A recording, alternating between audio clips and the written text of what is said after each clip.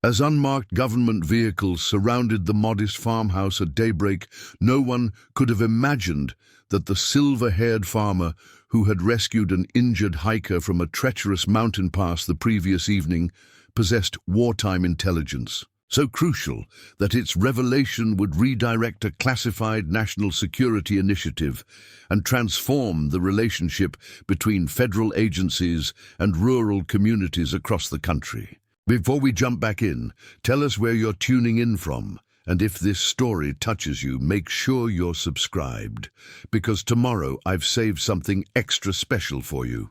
The gentle morning light spilled across the rolling hills of Pinecrest Valley, illuminating the weathered red barn and fields of golden wheat that had defined Margaret Wilson's family farm for over a century. At 72, Margaret moved with the deliberate efficiency of someone who had risen before dawn every day of her adult life.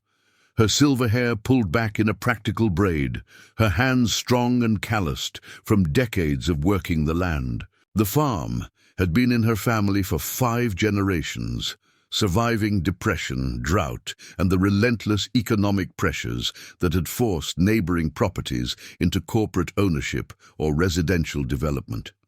Unlike those who had sold to agribusiness conglomerates, Margaret remained committed to the sustainable, diverse farming practices her ancestors had refined through years of trial and error. Her weathered face bore the map of a life lived outdoors, each line earned through seasons of planting, harvesting, and stewardship of the 200 acres that had become increasingly valuable as the nearby city of Lakewood expanded its boundaries. "These heirloom tomatoes need another week," she murmured to herself, gently examining the fruit in her weathered palm. The variety was nearly extinct in commercial agriculture, deemed too inconsistent for mass production, but thrived under Margaret's attentive care. Her farm had become something of a living seed bank, preserving dozens of vegetable varieties that had disappeared from grocery store shelves, sacrificed to the gods of uniformity and shelf stability. The distant barking of her border collie, "Scout!" interrupted her assessment. Margaret straightened, her hand instinctively shading her eyes as she scanned the northern perimeter where the farm bordered Black Ridge Mountain.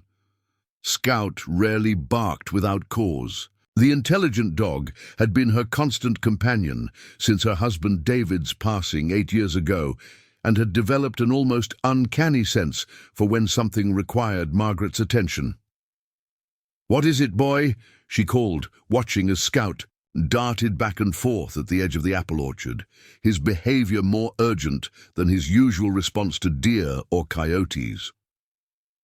Margaret wiped her hands on faded denim overalls and made her way toward the disturbance, her steps purposeful but unhurried. Years of farm life had taught her that most emergencies weren't improved by panic. As she approached, Scout raced to meet her, then immediately turned back toward the orchard, clearly intending for her to follow. Margaret quickened her pace slightly, noting dark clouds gathering over the mountain.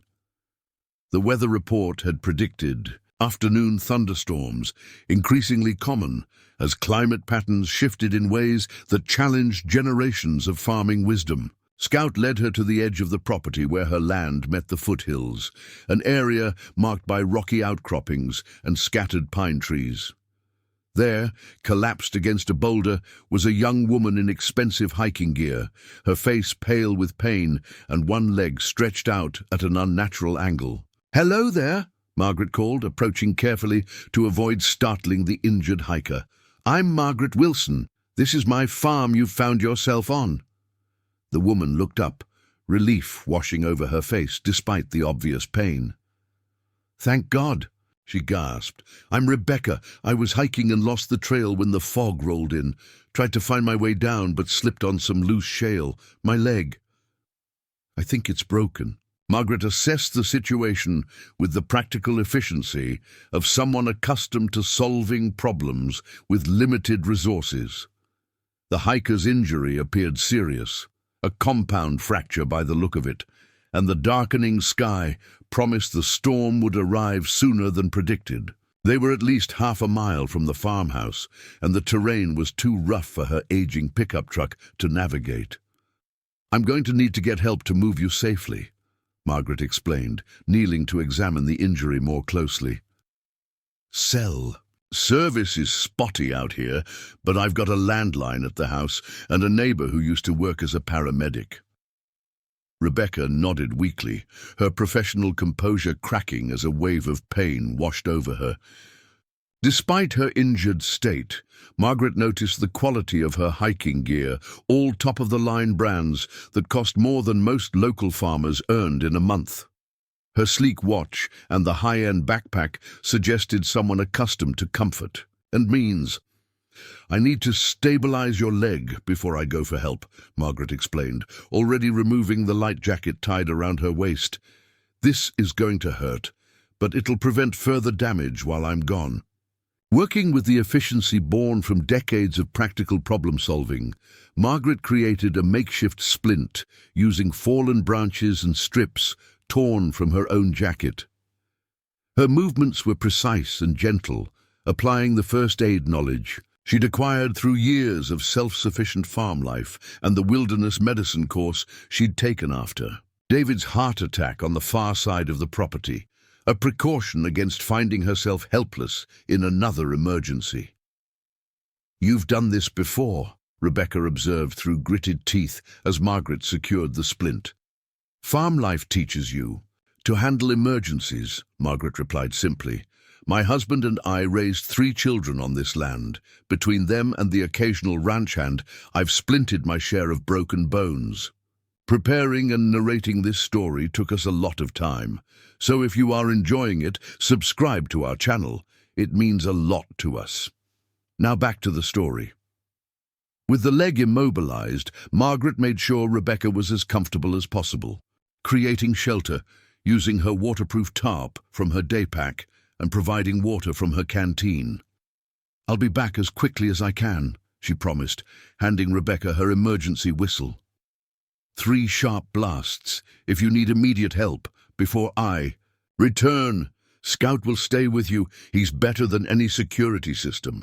The loyal border collie settled beside Rebecca as if understanding his assignment, his intelligent eyes tracking Margaret as she began the trek back to the farmhouse. The first heavy raindrops began to fall as she navigated the familiar terrain, her steps sure despite the increasingly slippery ground. The storm was advancing faster than expected, turning what should have been a 15-minute walk into a challenging journey. By the time Margaret reached the farmhouse, rain was falling. In sheets, she immediately called her neighbor, Michael Reeves, a retired paramedic who had moved to Pinecrest Valley after 30 years with Lakewood's emergency services. "I can be there in 10 minutes, Michael promised after hearing Margaret's description of the injury.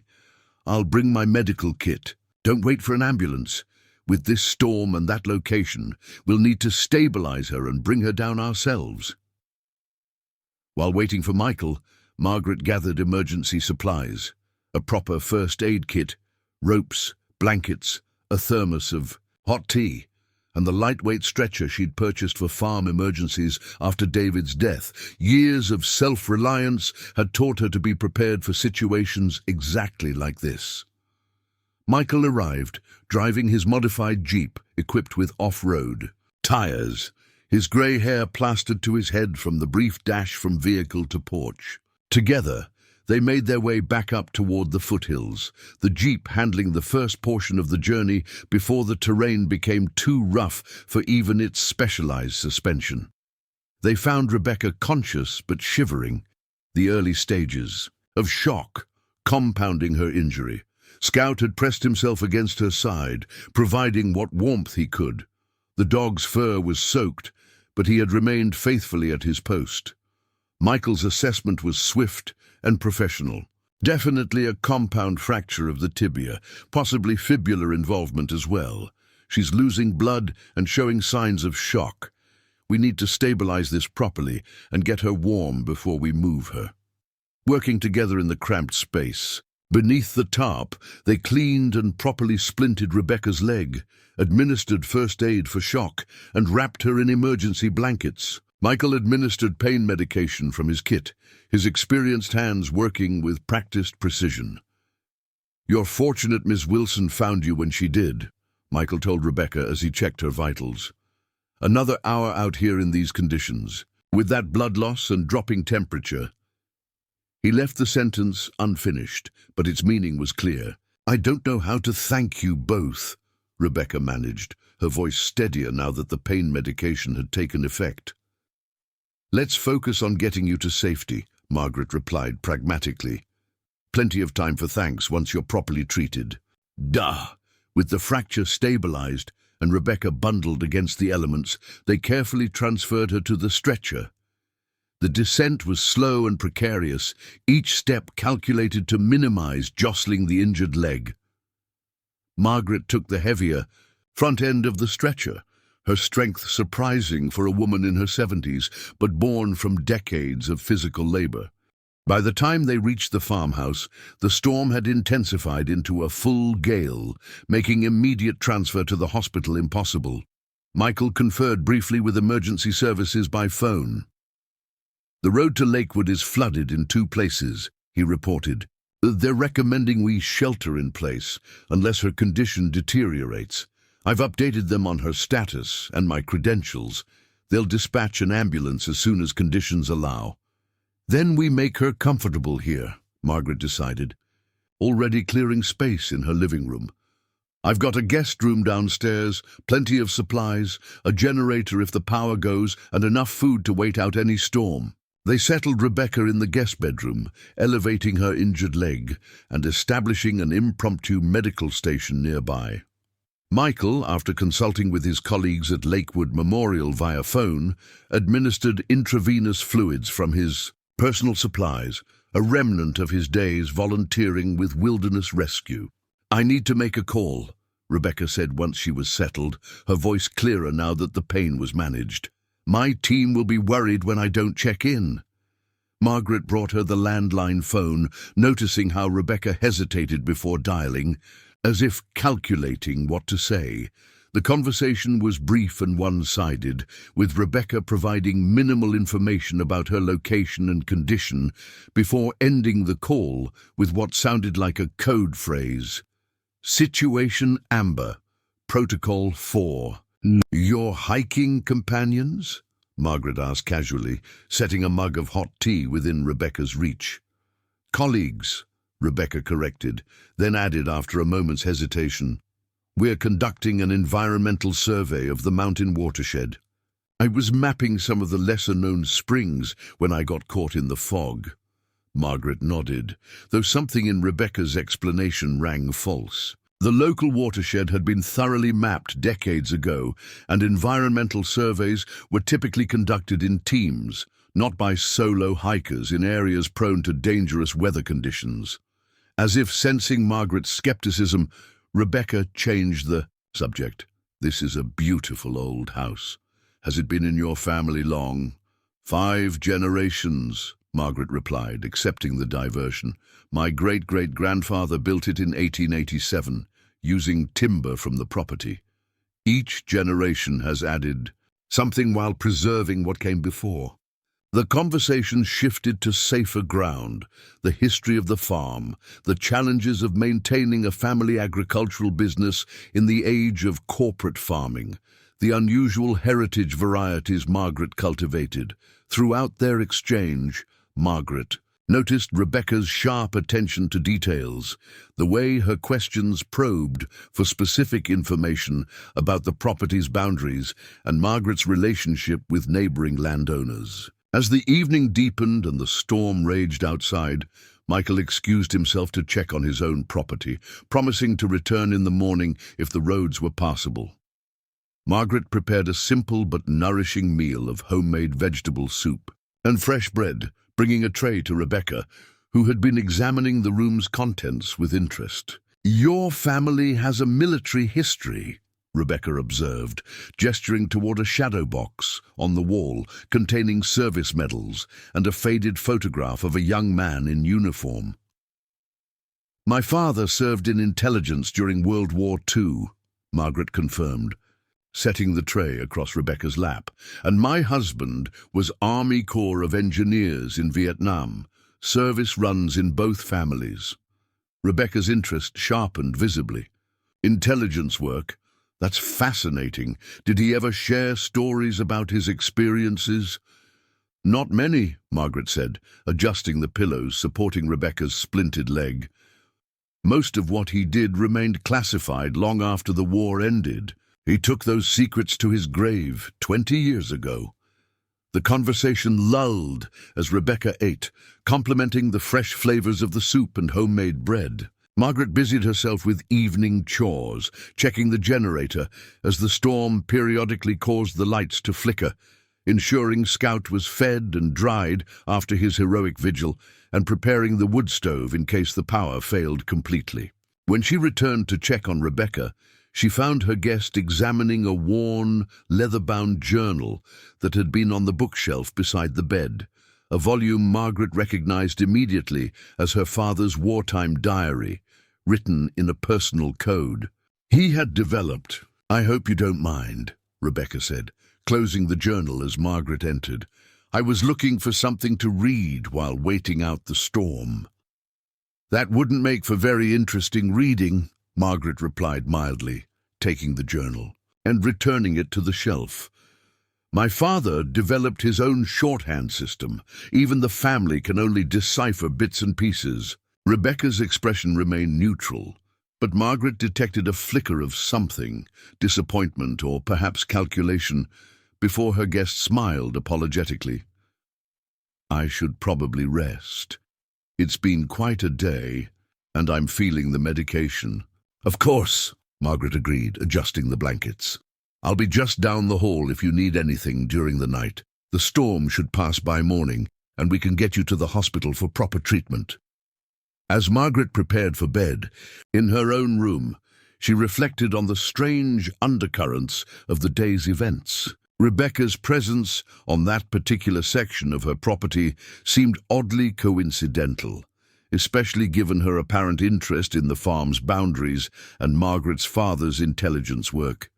The coded phone call and the careful examination of the journal added to Margaret's growing sense that her guest's hiking accident might not be the random misfortune it appeared. Settling into the handcrafted oak bed that had belonged to her grandparents, Margaret listened to the storm battering the sturdy farmhouse.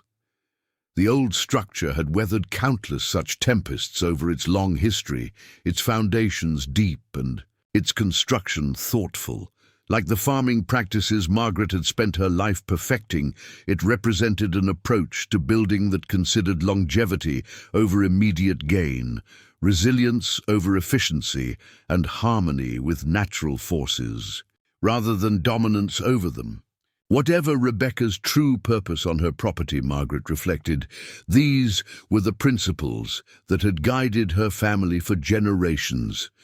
She would observe, assess, and respond with the same patient wisdom that had served her in every other challenge life had presented. With this resolution, she drifted into sleep, Scout curled protectively at her feet while the storm continued its assault on the world outside. The border collie's low growl woke Margaret just before dawn. Outside, the storm had passed, leaving behind that particular stillness that follows natural violence, as if the world were holding its breath. Scout stood at the bedroom window, his posture alert, ears forward, eyes fixed on something beyond Margaret's view. Moving quietly to avoid waking her guest, Margaret joined the dog at the window. In the grey pre-dawn light, she could make out several dark vehicles parked at the end of her long driveway, their headlights extinguished but engines clearly running, based on the faint exhaust visible in the cool morning air. As she watched, dark figures emerged from the vehicles and began to spread out around the perimeter of her property with practiced precision. Margaret's first thought was that Rebecca had been honest about one thing. Her colleagues were indeed concerned about her whereabouts, but these were not environmental researchers coming to find their lost team member. The coordinated movements, the unmarked vehicles, the deliberate advance toward her home. This was a government operation, drawing on the calm pragmatism that had served her through countless farm crises. Margaret dressed quickly in practical clothing and made her way to the guest room. She found Rebecca already awake, attempting to reach something in her backpack, while keeping her injured leg immobilized. "Your colleagues have arrived," Margaret said from the doorway, causing Rebecca to freeze momentarily before composing her features. Though they look more like federal agents than environmental researchers. Rebecca's professional demeanor shifted subtly, the vulnerability of the injured hiker replaced by something more measured and alert, despite her physical condition. "I can explain." "I expect you can," Margaret interrupted mildly. "But first I should probably put on some coffee. It seems we're about to have quite a few guests, and it wouldn't do to be inhospitable." Without waiting for a response, Margaret made her way to the kitchen, Scout following close at her heels. Through the kitchen window, she could now see that her property was effectively surrounded. Men and women in dark clothing with communication devices visible in their ears had established a perimeter around the farmhouse. Their movements were disciplined and coordinated, suggesting extensive training. Margaret calmly started a pot of coffee, her movements unhurried as she selected her largest pot and measured grounds with practiced precision. As the rich aroma began to fill the kitchen, a firm knock sounded at the front door. Scout positioned himself between Margaret and the door, his posture protective but not aggressive. Margaret patted his head reassuringly before opening the door to reveal a man in his 50s, wearing a crisp suit despite the early hour and muddy conditions. His bearing suggested military background, though he now clearly operated in a civilian capacity. "Ms. Margaret Wilson?" he inquired formally. "That would be me," Margaret confirmed, making no move to invite him in. "And you are?" The man produced credentials with practiced efficiency. "Special Agent Thomas Harrington, United States Secret Service. We understand you have one of our agents on your property, Agent Rebecca Chen." Margaret absorbed this confirmation of her suspicions without visible reaction. "I have an injured hiker in my guest room who identified herself as Rebecca. Whether she's your agent or not, I couldn't say with certainty." Harrington's expression remained professionally neutral. "May we come in, Ms. Wilson? This is a matter of national security." "National security concerns on my tomato farm," Margaret observed dryly. "How interesting. You and one other may come. In, Agent Harrington. The rest of your team can remain outside. My dog gets nervous with too many strangers in the house." If the agent was surprised by her conditions, he didn't show it. He gestured to a woman standing nearby, and the two of them followed Margaret into the farmhouse, carefully wiping their feet on the entry mat, a small courtesy that Margaret noted with approval.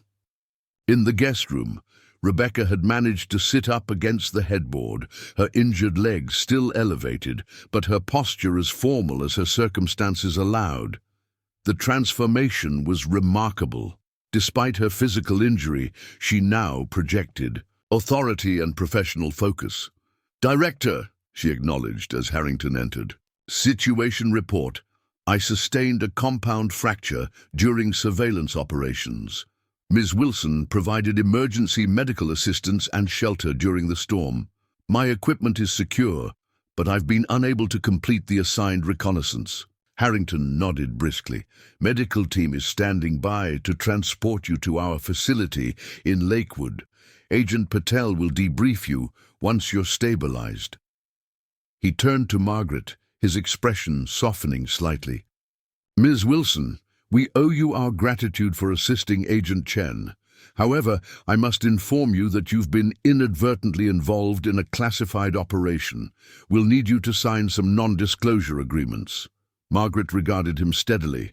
Before I sign anything, I'd appreciate knowing why Secret Service agents are conducting surveillance operations on my farm.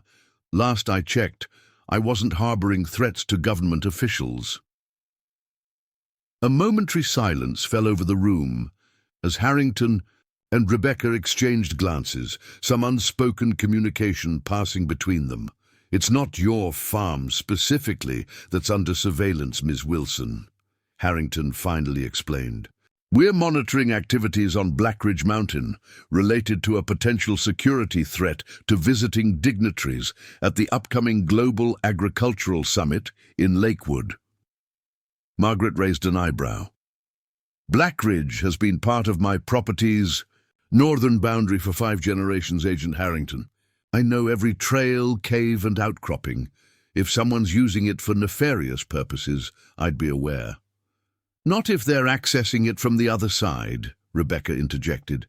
"We've detected unusual communications activity originating from the northeast face, consistent with encrypted transmissions used by known threat actors." "And this requires surrounding my farm at dawn with armed agents?" Margaret asked, her tone remaining conversational despite the implied criticism. Harrington had the grace to look slightly uncomfortable. "Standard protocol when an agent goes missing during an operation. We had Agent Chen's last known coordinates, but lost communication during the storm." The female agent who had accompanied Harrington into the house stepped forward. "Ma'am, a medical team is prepared to transport Agent Chen. With your permission, they'll come in now." Margaret nodded her assent, and within minutes a professional medical team had transferred Rebecca to a stretcher and was carrying her out to one of the waiting vehicles. Before leaving, Rebecca grasped Margaret's hand briefly. "Thank you," she said with genuine gratitude. "Not everyone would have helped a stranger the way you did." As Rebecca was taken away, Harrington remained, producing a folder containing official-looking documents. "These non-disclosure agreements are standard procedure, Ms. Wilson. They simply state that you won't discuss Agent Chen's presence on your property or any information you may have gleaned about our operation." Margaret accepted the folder, but made no move to open it. "I've lived through enough of American history to know that national security can be a convenient banner for all manner of government activities, Agent Harrington. Before I sign anything, I'd like to understand exactly what's happening on or near my land." Harrington's professional demeanor remained intact, but Margaret detected a flicker of impatience. "I'm afraid I can only share information on a need-to-know basis, Ms. Wilson. And with all due respect, civilian farmers don't need to know the details of Secret Service operations." Margaret set the unsigned documents on her kitchen table and began pouring 3 cups of coffee. "Cream or sugar, Agent Harrington?" she asked, as if they were discussing nothing more consequential than the weather. "Black is fine," he replied, clearly thrown by the change in conversation. Margaret handed him a steaming mug, then offered one to the female agent, who accepted with a murmured thanks. "My father," Margaret began, settling into her favorite kitchen chair, "worked in signals intelligence during World War II. He never discussed the details, but he taught me that information, like the seeds I preserve, requires proper stewardship." She took a deliberate sip of her coffee before continuing. "Agent Chen seemed particularly interested in my father's journal last night. Since it's written in his personal code, I doubt she gleaned much from it. But her interest suggests you're dealing with more than just random threat actors on my mountain." Harrington's expression remained carefully neutral, but the female agent's slight widening of eyes confirmed Margaret's suspicion. Her father's cryptic journal had some connection to whatever operation had brought Secret Service agents to Pinecrest Valley. "Ms. Wilson," Harrington began with practiced diplomacy, "I appreciate your family's history of service, but the current situation is complex and highly sensitive.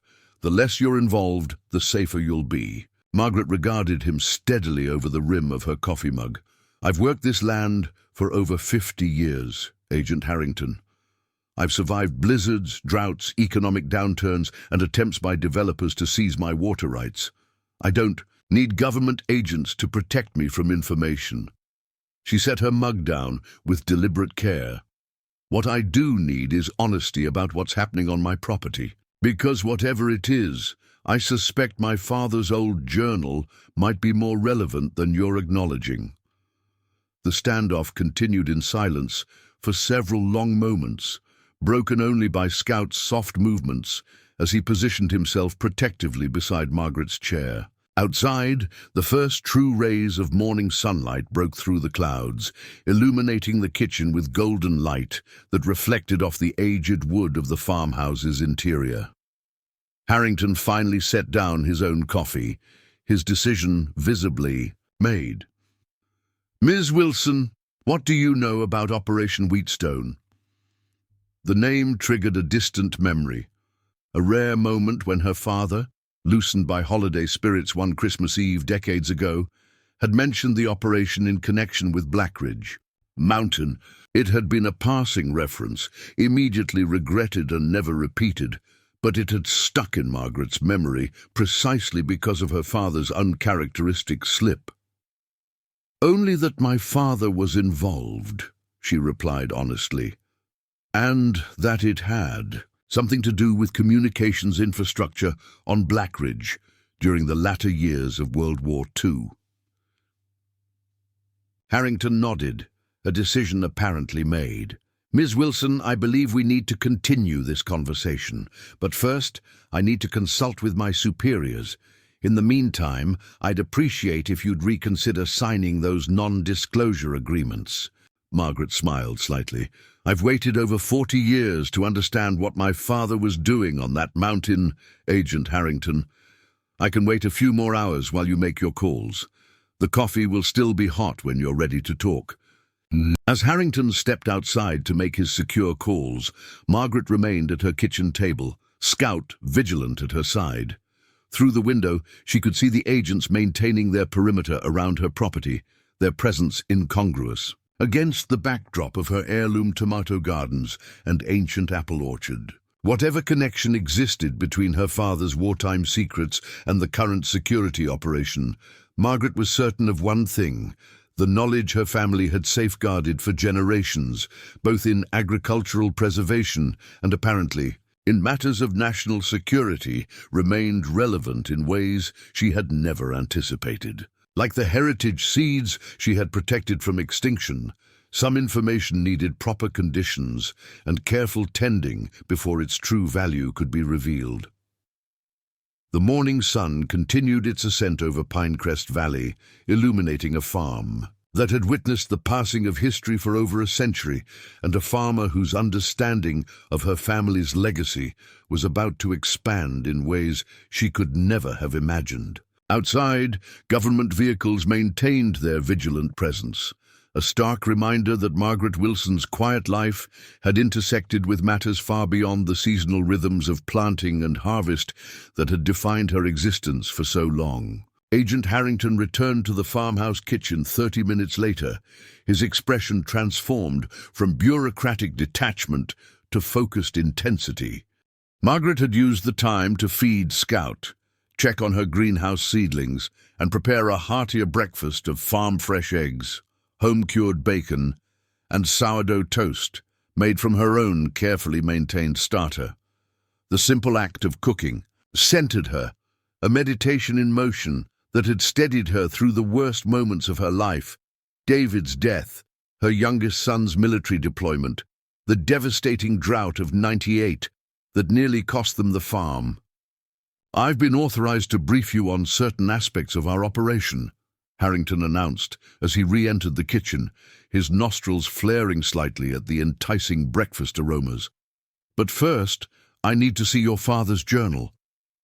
Margaret gestured to the counter where she'd placed the leather-bound volume. "Help yourself to breakfast while you look. No sense discussing national security on an empty stomach." A flicker of surprise crossed Harrington's face at her calm hospitality, but he accepted a plate with murmured thanks before carefully opening the journal. As he examined the pages filled with her father's distinctive coded script, Margaret observed, him with the same patient attention she gave to assessing weather patterns or evaluating soil conditions. "This is remarkable," Harrington said finally, looking up from the journal. "Our cryptographers have been trying to reconstruct this code for decades. We had fragments, but never a complete example like this." "My father developed it during the war," Margaret explained, refilling their coffee mugs. "He called it his farmer's cipher. Said the best way to hide something was to make it look like ordinary field notes. Even my mother couldn't decipher most of it." Harrington carefully turned another page. "Ms. Wilson, what do you know about the Blackridge relay station?" Margaret considered the question, mentally sifting through childhood memories. "I know. It was some sort of military installation during the war. My father would disappear up there for days sometimes, even after the fighting ended. He always said he was checking on the equipment, but never elaborated." "Because it remained classified until 1998, Harrington confirmed. "The Blackridge relay was part of a network of listening posts established to intercept and decode enemy communications. What made it unique was its specialized equipment for detecting low-frequency transmissions that could be bounced off the ionosphere to reach extraordinary distances." He paused, gauging Margaret's reaction before continuing. "After the war officially ended, your father and a small team remained at Blackridge monitoring specific frequencies as part of Operation Wheatstone, a highly classified initiative targeting Soviet attempts to extract Nazi scientific intelligence." Margaret absorbed this information, connecting it to fragments of memories, her father's unexplained absences, hushed conversations with uniformed visitors, his insistence on maintaining the relay station long after its official decommissioning. "The government abandoned the station in 1964, she said, recalling the year clearly because it coincided with her high school graduation. "I remember because my father was furious. He kept going up there anyway on his own time for years afterward." Harrington nodded, his expression grave. "That's the official record, that the station was decommissioned. The reality is more complicated. Your father continued unofficial monitoring with tacit government approval. His reports were submitted directly to a special intelligence unit using the cipher in this journal." "And this connects to your current operation how?" Margaret asked, cutting directly to the heart of the matter in the straightforward manner that had served her well in decades of farm business negotiations. Harrington's response was interrupted by the arrival of his female colleague, who entered with a tablet computer displaying what appeared to be topographical maps of Blackridge Mountain. "Director, we've confirmed activity at the original relay. Station coordinates," she reported, seemingly unconcerned about speaking freely in front of Margaret now. "Signal patterns match the historical Wheatstone protocols, just as Agent Chen reported." Harrington's expression tightened. "That shouldn't be possible. The equipment was obsolete decades ago, and the station itself was supposed to have been dismantled." "Apparently not," the agent replied, glancing at Margaret with newfound respect. "And according to our technical team, someone is using it to piggyback modern transmissions on the original frequency, effectively creating an undetectable communications channel because no one monitors those bands anymore." "No one except my father," Margaret interjected quietly, pieces falling into place. "Until his death, he maintained what he called his listening post in an old cabin near the summit. I assumed it was an eccentric hobby, a ham radio enthusiast's retirement project. I kept the cabin maintained after he passed as a sort of memorial, but I never understood its significance." Harrington and his colleague exchanged meaningful glances before the agent continued.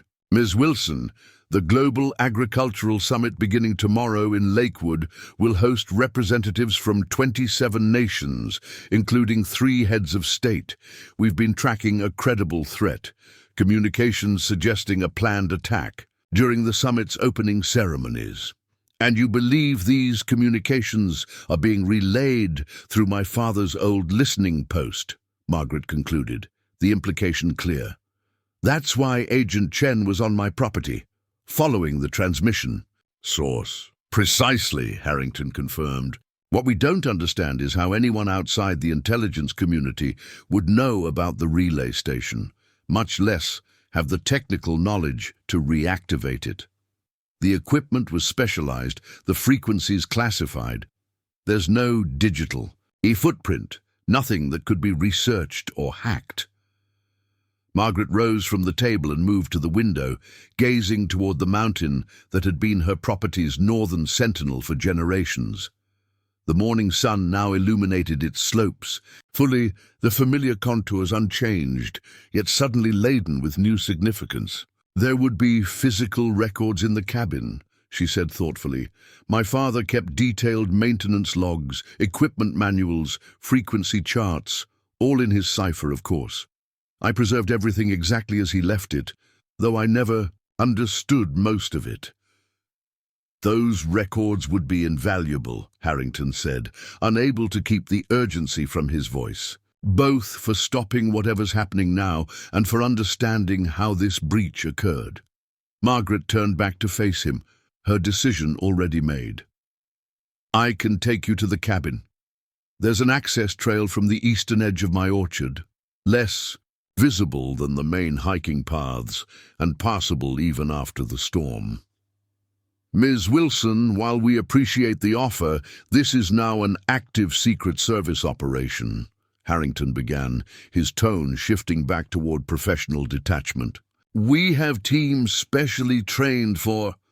Who don't know the mountain, Margaret interrupted firmly, who don't have keys to the cabin, who can't read my father's cipher, and who, frankly, would attract immediate attention from whoever is using the relay station if they start swarming up the official trails. The female agent, whose name badge identified her as Agent Diaz, failed to suppress a slight smile at Margaret's blunt assessment. She has valid points, Director. Harrington appeared to weigh his options, professional protocol warring with practical necessity. We would need to move quickly and with minimal personnel. The summit security briefing is scheduled for 1600 hours, and we need actionable intelligence before then. I can be ready in 15 minutes, Margaret replied.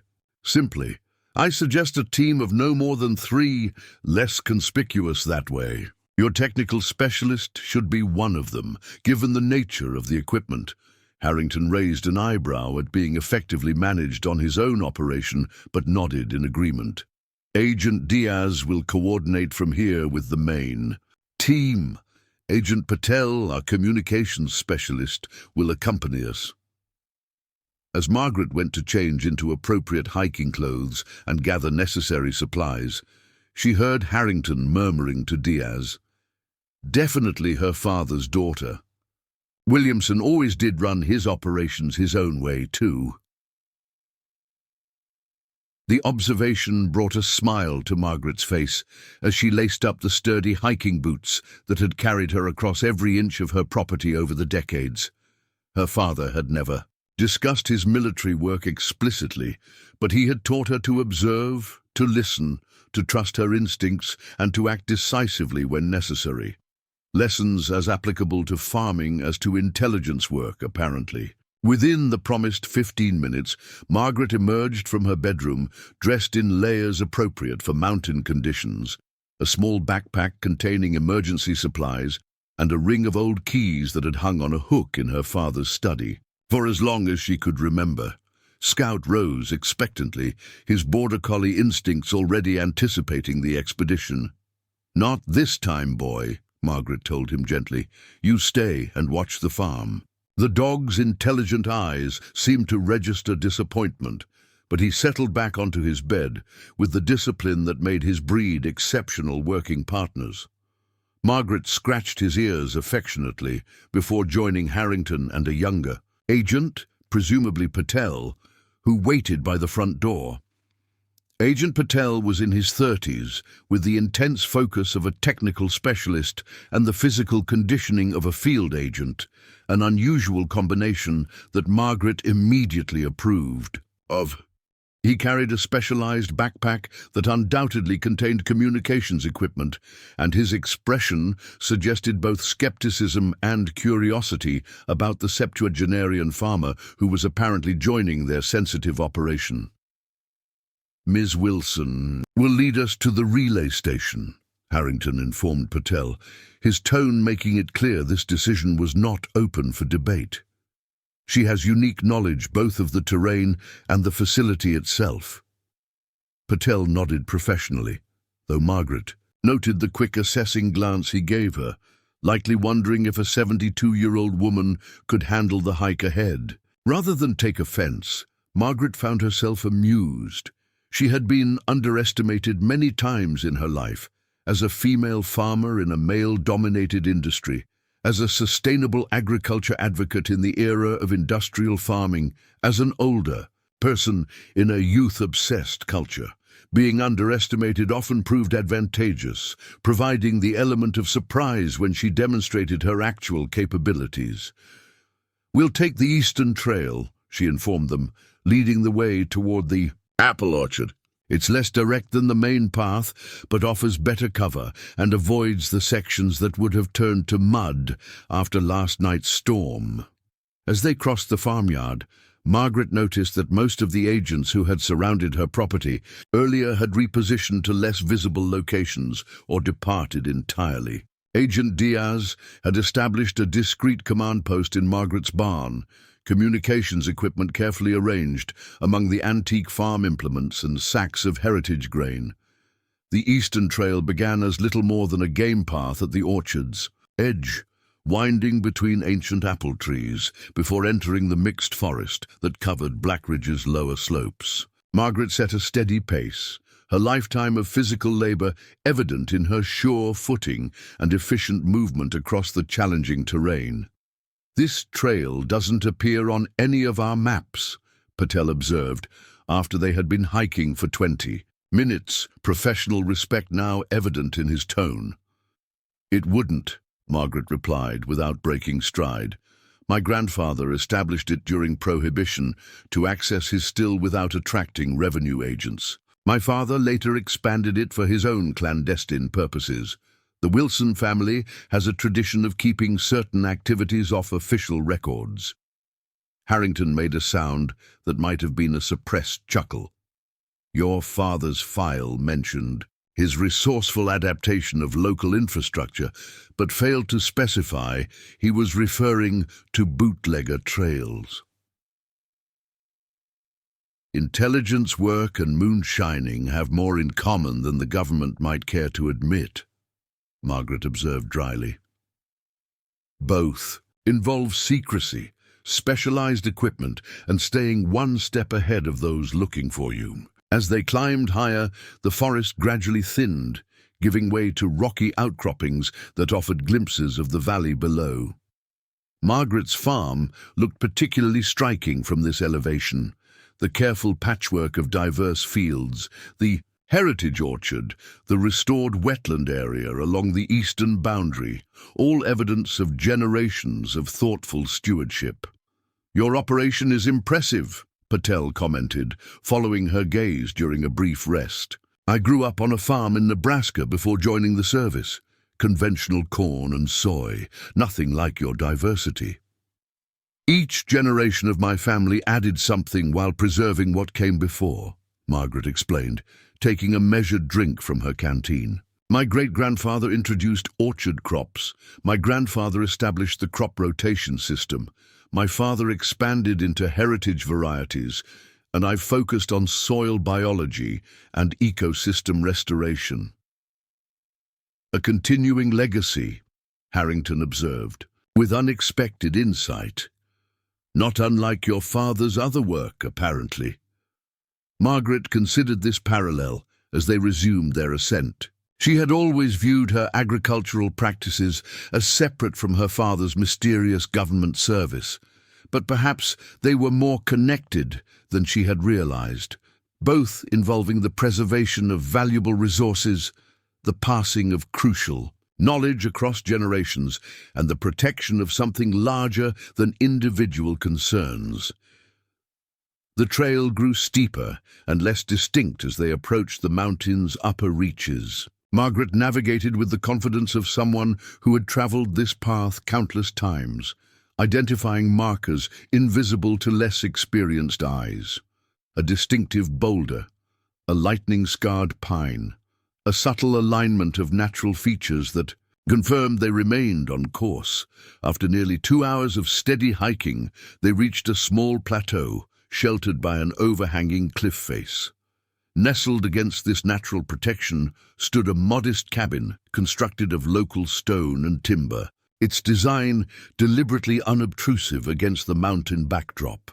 To casual observers, it might appear to be a simple hunting lodge or forestry station, its true purpose concealed by its rustic appearance. "The relay station," Margaret announced, removing the ring of keys from her pocket. "At least, that's what houses it. The actual equipment is below." Harrington and Patel exchanged surprised glances. "Below?" Patel repeated. "The facility schematics in our files don't indicate a subterranean component." "My father believed in redundant security measures," Margaret explained, as she selected a key and approached the cabin's weathered door. The original station was indeed above ground, but after the official decommissioning, he created what he called the continuity site beneath the cabin. Said it provided better signal isolation and protection from both elements and prying eyes. The lock turned with a well-maintained click despite its age, testament to Margaret's careful preservation of her father's legacy. The cabin's interior was Spartan but meticulously organized. A simple living area with basic furniture, shelves lined with technical manuals and logbooks, and a ham radio setup that appeared to be from the 1970s. "This equipment is far too outdated to be what we're detecting," Patel observed, examining the radio with professional interest. "This is just the public face," Margaret replied, moving to what appeared to be a solid stone hearth. She pressed a sequence of stones in a specific pattern, causing a previously invisible seam to appear. With practiced ease, she swung aside a portion of the hearth, revealing a narrow staircase descending into darkness. "Motion-activated lights still work," she informed them, stepping onto the first stair. "My father was fanatical about maintaining the backup power system. I've continued the maintenance schedule without fully understanding its importance, just respected his insistence that it must always remain operational." As Margaret descended, soft lighting gradually illuminated a surprisingly modern facility, at least modern for the late 1960s, when it had apparently been established. The underground room was approximately 30 feet square, constructed of reinforced concrete and filled with specialized electronic equipment. Unlike the deliberately antiquated setup above, this facility had been designed for long-term operation, with redundant systems and durability clearly prioritized. "This is extraordinary," Patel breathed, immediately moving toward the main console. "This is NORAD-level technology for its era. The signal processing capabilities would have been cutting-edge even into the 80s. Harrington turned to Margaret, his expression reflecting newfound respect. "Your father created this independently, after official operations ceased?" "Not entirely independently," Margaret clarified, moving to a filing cabinet and unlocking it with another key from her ring. "He once mentioned friends in positions of appropriate authority who shared his concerns about abandoning the monitoring program. I gathered some elements within intelligence services continued supporting his work unofficially." As Patel began examining the equipment with the focused intensity of a specialist in his element, Margaret retrieved several volumes from the filing cabinet. Her father's technical logs, maintenance records, and frequency charts all recorded in his distinctive cipher. "These," should help Agent Patel understand the system's capabilities, she said, placing them on a workbench. My father was meticulous about documentation, though his security consciousness meant everything important was encoded. Harrington accepted the logs with careful hands. Our cryptography team made some progress with fragments of your father's cipher over the years, but having complete examples will be invaluable. This might be the key to understanding how someone reactivated this system. As Patel connected modern diagnostic equipment to the vintage systems, his expression grew increasingly troubled. Director, this facility isn't dormant. It's active, has been for some time based on the operational logs. But there's something strange about the usage pattern. Define strange, Harrington prompted, moving to examine the readouts over Patel's shoulder. The system is running automated monitoring protocols, Patel explained, pointing to cycling displays. But it's not just monitoring, it's actively transmitting on schedules that align with the threat communications we've been detecting. Margaret joined them at the console, her farmer's practicality cutting through technical complexities. You're saying someone has been using my father's equipment to send the communications you've been tracking, that the threat is originating from here, not just being relayed. Not exactly, Patel clarified, his fingers flying across his portable equipment. The system is set to broadcast pre-programmed content on specific frequencies at predetermined times. It's automated, running on instructions established possibly months or years ago. No one needs to be physically present.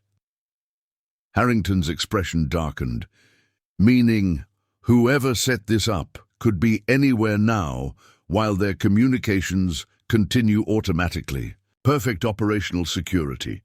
There's more, Patel continued, his voice taking on an odd tone. Based on these logs, the automation protocols were established in 1989 by someone using the identifier Wheatstone Actual, your father's code designation. A heavy silence fell over the underground facility as the implication settled. Margaret felt a complex wave of emotions, confusion, disbelief, and a strange sense of protectiveness toward her father's reputation. That's impossible, she stated firmly. My father was many things, but he was patriotic to his core. He would never have involved himself in planning attacks against American interests. Unless he wasn't, Harrington said quietly, studying one of the cipher-filled journals. Ms. Wilson, what do you know about your father's final years? His state of mind, his concerns? Margaret considered the question carefully, mentally revisiting memories of her father's later life. He became increasingly preoccupied with his monitoring work, especially after the Berlin Wall fell. He was convinced certain Soviet intelligence assets had gone rogue rather than surrendering, that they were playing a longer game, as he put it. She moved to another cabinet, this one secured with a combination lock whose sequence she knew by heart. Her mother's birthday. Inside were personal journals, distinct from the technical logs, though still written largely in cipher. His personal writings from that period show growing frustration with official dismissal of his concerns, Margaret continued, selecting a volume from 1988. He believed rogue elements were establishing sleeper protocols designed to activate decades later, when vigilance had lapsed and the original participants might be gone. Patel looked up from his diagnostics, expression clearing with sudden understanding. He wasn't creating the threat. He was documenting it, setting up a parallel system to monitor and record the activities he had detected, creating evidence that couldn't be denied when the threat eventually activated. And possibly establishing countermeasures, Harrington added, a new urgency in his voice. Agent Patel, can you determine what exactly is being transmitted by these automated protocols? Working on it, sir, Patel replied, connecting additional equipment to the vintage systems. The encryption is sophisticated, layered approaches combining Soviet-era techniques with more modern methods. But there's something else. A secondary signal embedded within the primary transmissions, almost like a warning, Margaret finished quietly, her father's meticulous nature suddenly making perfect sense. He would have built in fail-safes, ways to alert authorities if his monitoring detected the activation of whatever threat he was tracking.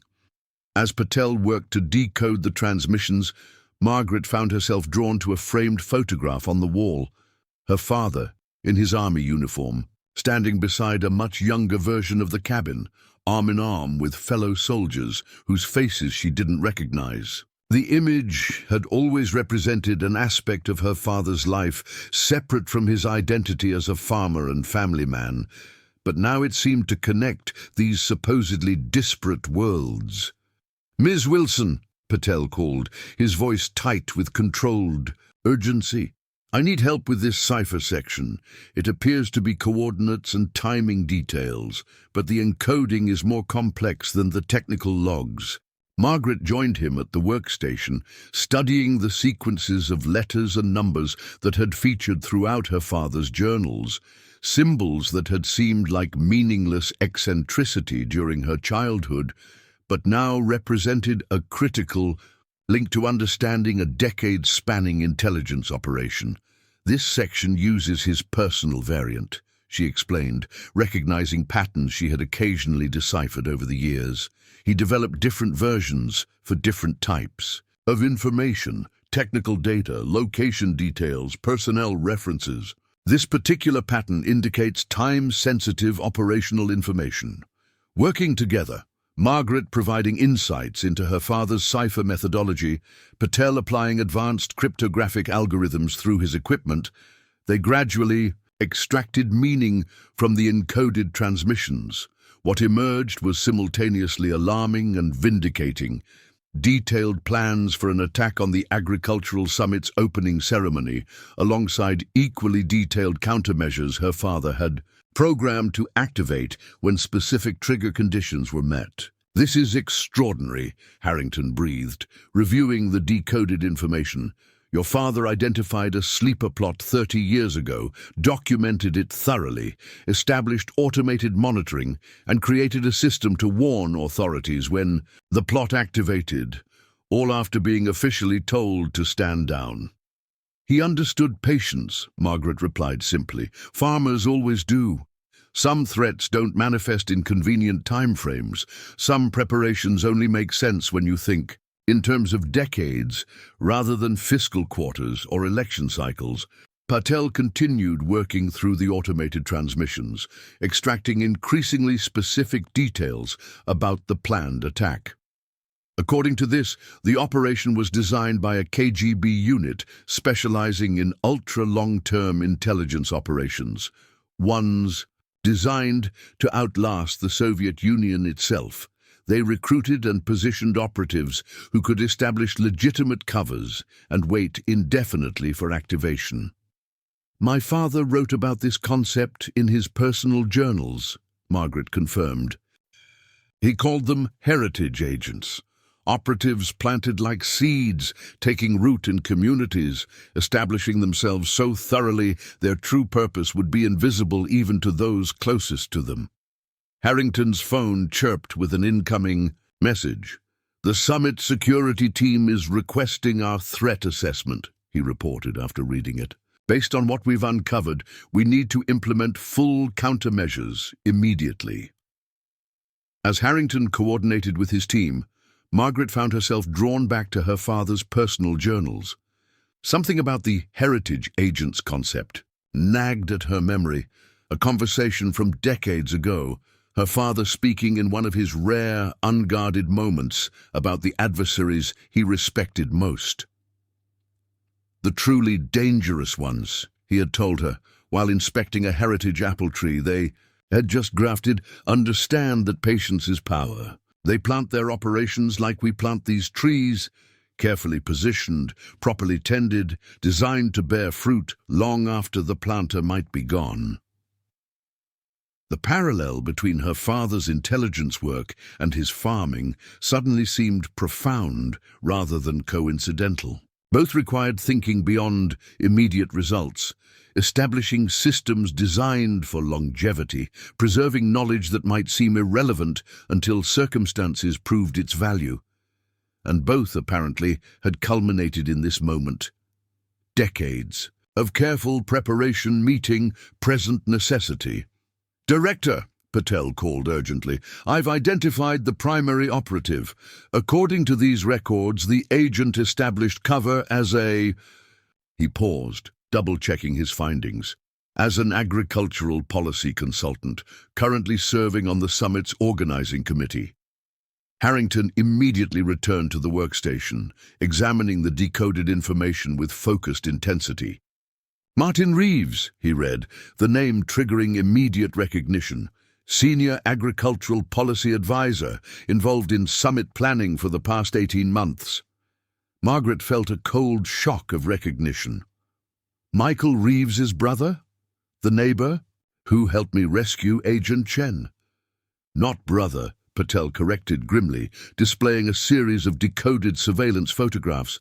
"Cover identity. According to your father's records, the operative established position in this region in 1991, building credentials and connections specifically to enable access to high-value agricultural targets. The implications cascaded through Margaret's mind. The neighborly man who had helped her bring Rebecca to safety was apparently the very threat they were working to counter. The same hands that had skillfully treated the agent's injury were preparing to use those medical skills for far darker purposes. He specifically positioned himself near your property, Harrington realized, studying additional decoded files. Your father's vigilance was well known in certain intelligence circles. The operative needed to monitor the monitoring station to know if his operation had been compromised. "All these years," Margaret murmured, memories of neighborly interactions, taking on new and disturbing dimensions. The medical background providing perfect cover for handling restricted substances. The respect he'd earned in the community creating access to secure venues. The agricultural expertise establishing credibility with exactly the officials who would be attending the summit. "A masterclass in deep cover operations," Harrington acknowledged grimly. "And we might never have identified him without your father's foresight and your preservation of his work." As the full picture emerged from the decoded transmissions and logs, Margaret found herself experiencing a profound connection to her father's legacy, not just as a farmer preserving agricultural heritage, but as a dedicated intelligence professional whose commitment to his mission had transcended official timelines and outlasted his own life. The mountain cabin that had seemed an eccentric hobby had proven to be the linchpin in preventing a sophisticated attack decades in the making. The cipher that had appeared to be mere idiosyncrasy had preserved critical intelligence through years when no one else was watching. The maintenance routines she had continued out of respect for her father's wishes had kept operational a warning system designed to activate at precisely the moment it was needed most. When official monitoring was discontinued, I maintained vigilance, at personal cost, documenting pattern evidence that Soviet intelligence assets were periodically assessing this facility, apparently aware of its capabilities, if not its exact specifications. Anticipating eventual compromise of the relay station, I incorporated a specialized countermeasure system designed to activate automatically if the station were repurposed for unauthorized operations.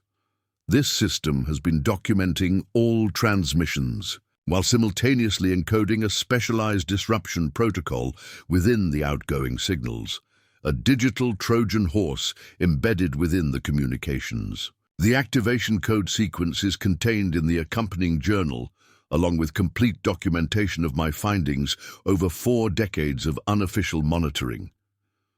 May this information serve the nation I have attempted to protect long after official channels deemed the threat obsolete. William Wilson, Signal Intelligence Specialist, Ritandurku, Wheatstone Actual.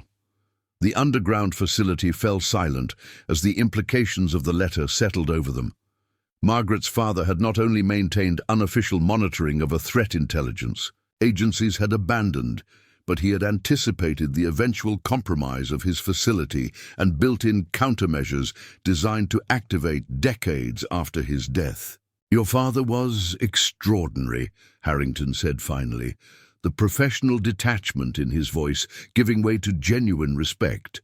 He maintained operational security and mission focus long after institutional support was withdrawn. That level of dedication is unprecedented in civilian channels.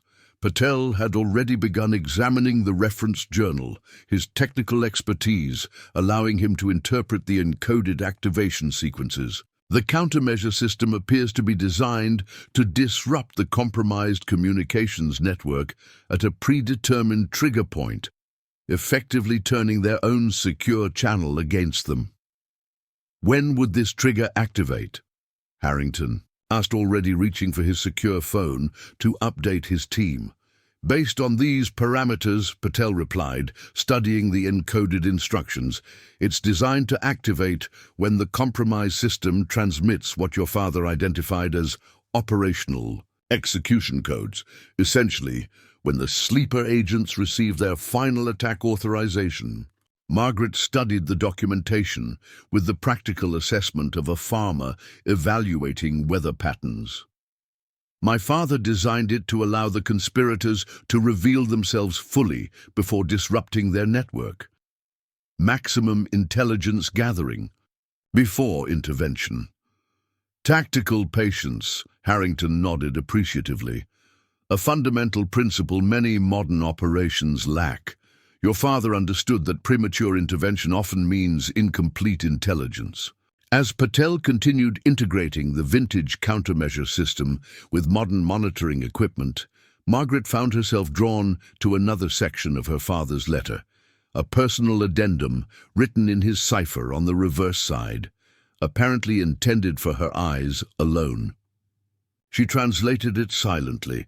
"Margaret, my daughter and truest legacy, if you are reading this, you have maintained your inheritance faithfully, though perhaps without fully understanding its importance. The maintenance routines I left were not mere eccentricity, but vital national service, preserving capabilities others deemed obsolete, but which I knew would someday prove essential. Just as you have preserved our agricultural heritage, when industrial farming abandoned diversity for standardization, you have preserved this security heritage when official channels abandoned vigilance for expedience. In both cases, maintaining what others discarded has proven its value, vindicating the Wilson family's multi-generational perspective. I regret the secrecy that prevented me from sharing this burden more openly during my lifetime. Know that your steadfast maintenance of both our farm's legacy and this facility's operations represents the finest tradition of service to principles larger than ourselves. With pride and gratitude, your father." Margaret carefully folded the personal note, tucking it into her pocket as she rejoined the agents in their urgent work. The parallel her father had drawn between her preservation of heritage seeds and his preservation of security protocols resonated deeply, both representing commitments that transcended immediate utility, maintaining vital resources against the day when their value would become apparent again. "We've established remote monitoring capabilities," Patel announced, his equipment now fully integrated with the vintage systems. "We can track all transmissions while maintaining the countermeasure protocols your father established." "And we've confirmed the identity of our primary threat actor," Harrington added, ending a call on his secure phone. "Teams have Michael Reeves under surveillance, though we're delaying apprehension to identify additional network members."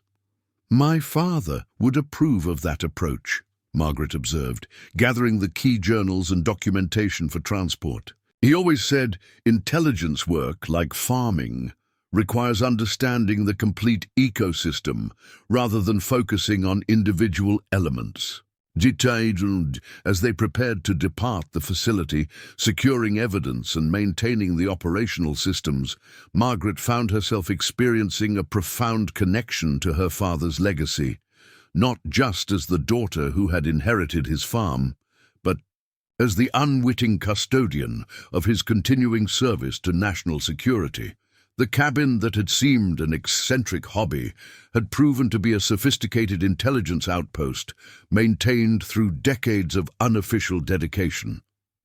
The maintenance routines she had followed out of respect for her father's memory had preserved critical capabilities precisely when they were needed most. The cipher that had appeared to be mere idiosyncrasy had protected vital national security information through years when official channels had deemed the threat obsolete. "We should begin our descent," Harrington advised, checking his watch. "The summit security protocols will be implemented within hours, and we need to brief the response team with this intelligence." And as they secured the underground facility and restored the hidden entrance to its concealed state, Margaret took a final look around the cabin that had featured throughout her life without ever revealing its true significance. Like her father, it had maintained its secrets behind a facade of rustic simplicity, its critical importance invisible to casual observation. The descent from the mountain proved faster than their ascent, urgency lending speed to their movements, while Margaret's intimate knowledge of the terrain ensured efficiency without compromise to safety.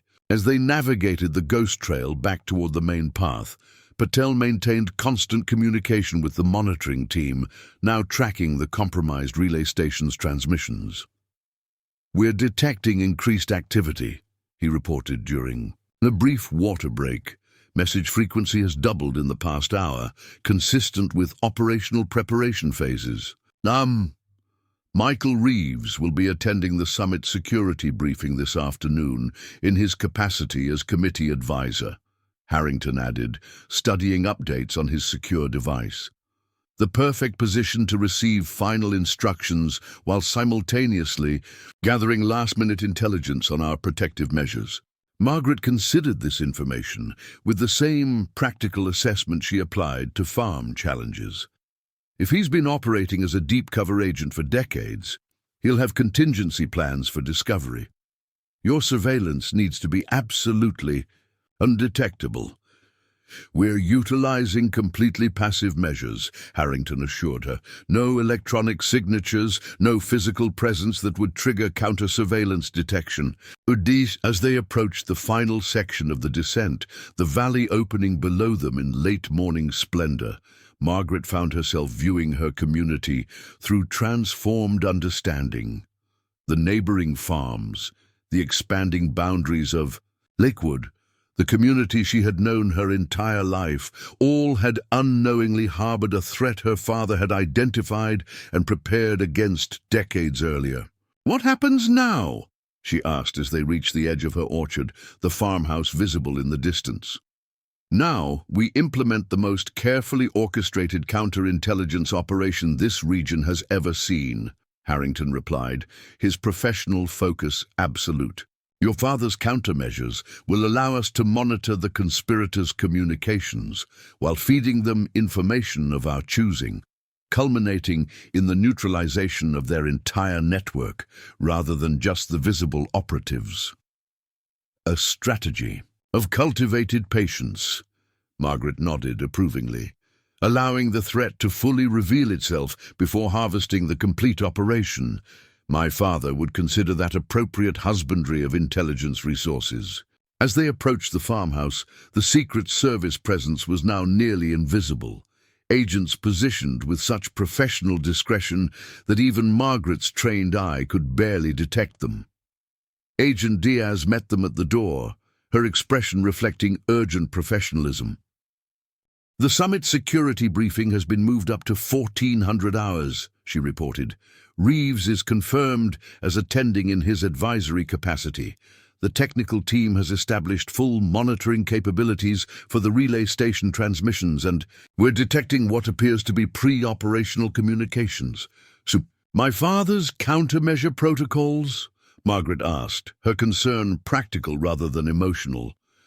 Fully integrated with our current systems, Diaz confirmed. The embedded disruption sequences remain dormant, but ready for activation at the appropriate trigger point. The farmhouse kitchen had transformed during their absence, becoming an impromptu command center while maintaining its century-old character. Advanced communications equipment shared space with Margaret's preserved harvest. Tactical displays operated alongside her grandmother's cast-iron cookware. The juxtaposition seemed oddly appropriate, heritage and innovation coexisting in complementary purpose. "We'll need you to continue normal operations, Ms. Wilson," Harrington explained as they reviewed the situation. "Any deviation from your routine might alert Reeves if he's monitoring your farm as we suspect." "I have tomatoes to tend and a delivery of heritage grain scheduled for the artisanal bakery in Lakewood," Margaret replied practically. "Normal operations won't be difficult to maintain." "About that delivery," Harrington said, his expression thoughtful. "It provides perfect operational cover for establishing our presence near the summit venue. Would you be willing to incorporate some of our surveillance team as part of your routine delivery personnel?" Margaret considered the proposal with the same careful assessment she applied to all farm decisions. "My regular driver is Jimmy Lawrence. Been handling my deliveries for 15 years. His sudden replacement would definitely raise questions." "We're not suggesting replacement," Harrington clarified. "Rather, additional staff, perhaps a trainee or seasonal helper that wouldn't seem unusual for your operation." The practical logic appealed to Margaret's farmer's sensibility. "That would work. I occasionally take on agricultural students during busy seasons. No one would question an extra pair of hands, especially with heritage grain deliveries requiring special handling." As they finalized operational details, Margaret found herself experiencing an unexpected sense of continuity between her agricultural work and this intelligence operation. Both required attention to detail, respect for natural timing, understanding of complex systems, and the patience to allow processes to develop at their own pace rather than forcing premature outcomes. "My father would appreciate this approach," she observed as plans took final shape. "He always said the best operations, like the best farming, work with natural patterns rather than against them." Harrington nodded, his professional demeanor softening slightly. "Your father's foresight established the foundation for everything we're implementing now. Intelligence work at its finest doesn't force confrontation, but cultivates conditions where threats reveal themselves fully." As the command team departed to implement the operation's next phase, Margaret took a moment to step onto her porch, Scout joining her with the quiet companionship that had sustained her through the years since David's death. The farm spread before her in familiar beauty. The heritage orchard her great-grandfather had established, the experimental grain fields her father had developed, the soil restoration projects she had pioneered. Each generation had built upon the previous ones, work while adapting to changing conditions, preserving what remained valuable while innovating where necessary. Her father had done the same with his intelligence work, maintaining vigilance when official channels abandoned it, adapting methodologies as technology evolved, preserving capabilities that proved their worth decades after their establishment. The parallel struck Margaret as profound rather than coincidental. The same multi-generational perspective that had made her family successful, stewards of agricultural heritage, had made her father an exceptional intelligence operative, both understanding that some values transcend immediate utility, some threats operate on timelines longer than institutional attention spans, and some preparations prove their worth only when tested by events decades after their implementation. As Margaret returned to her greenhouse to tend seedlings that represented the next season's potential, she carried a new understanding of her father's legacy and her own role in preserving it. The heritage she had maintained extended beyond agricultural diversity to national security. The stewardship she had practiced unconsciously, serving purposes far broader than she had ever imagined. The morning's discoveries had transformed her understanding not just of her father's life, but of her own, revealing how her faithful maintenance of his mysterious protocols had preserved capabilities crucial to confronting a threat that operated on generational timelines. Just as her preservation of heritage seeds had maintained agricultural diversity through years when industrial farming abandoned it, her preservation of her father's intelligence legacy had maintained security capabilities through years when official channels had deemed them obsolete. In both cases, patient stewardship had proven its value when conditions changed and forgotten resources became vital once again, a vindication of the Wilson family's multi-generational perspective that saw beyond immediate utility to longer horizons of potential need. As Secret Service agents prepared to counter a threat decades in the making, Margaret Wilson continued the essential work of tending her farm.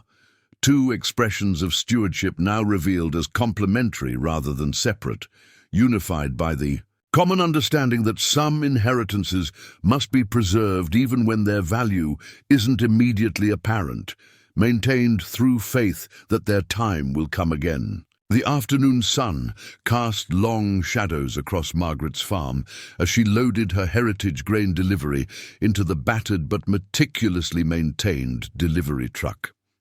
Each burlap sack represented generations of agricultural wisdom, varieties that industrial farming had abandoned for more profitable but less resilient alternatives.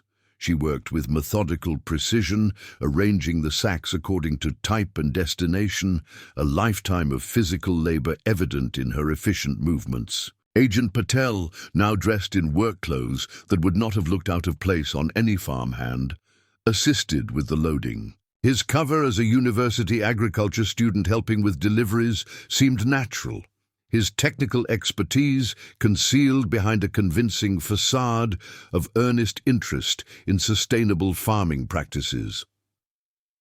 These heritage grains require different handling than commercial varieties, Margaret explained, for the benefit of any potential observers, seamlessly blending operational security with legitimate agricultural knowledge. Their higher oil content makes them more susceptible to heat damage during transport. "I understand, Ms. Wilson," Patel replied, assuming his role with professional skill. "Professor Abernathy mentioned that in his agricultural preservation seminar." Margaret nodded approvingly at the convincing cover dialogue as they finished securing the load. She had spent the past 2 hours maintaining normal farm operations while the Secret Service implemented their counterintelligence operation, harvesting late-season vegetables, checking irrigation systems, and preparing the grain delivery as she would on any ordinary day. The deliberate normality of her activities served both operational security and her own need for the centering routine of farm work amid extraordinary circumstances. Scout watched from his usual spot near the barn, his border collie instincts clearly registering that something unusual was occurring, but maintaining his disciplined position as trained. Margaret approached him before departure, kneeling to meet his intelligent gaze. "Keep watch, old friend," she murmured, ruffling his ears affectionately. "I'll be back before sunset." Agent Diaz approached as Margaret straightened, her professional demeanor softened by evident respect. "We've established complete surveillance coverage of the summit venue and Michael Reeves' movements. Director Harrington will rendezvous with you at the delivery location." "And the relay station monitoring?" Margaret inquired, her concern practical rather than anxious. "Fully operational," Diaz confirmed. "Your father's countermeasure protocols remain ready for activation at the appropriate trigger point. We've detected increased transmission activity consistent with final operational preparation. Margaret absorbed this information with the calm assessment that had served her through countless farm crises. Then we proceed as planned. The Lakewood Artisanal Bakery is expecting this delivery by 3 o'clock, perfectly timed to position us near the summit venue during the security briefing. The drive into Lakewood followed familiar routes through gradually changing landscapes, rural farmland giving way to suburban developments, and finally the revitalized downtown where the Global Agricultural Summit would begin tomorrow.